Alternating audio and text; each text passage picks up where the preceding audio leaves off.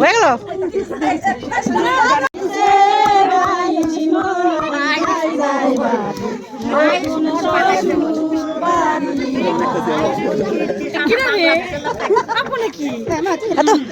আমাকে বাড়ি কি ড্যাক্সেট লাগে নাকি? এটাই তো ড্যাক্সেট, সুন্দরী তো আছে।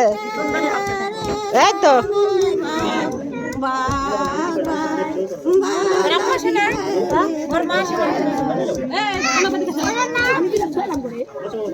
সামনে তো সত্য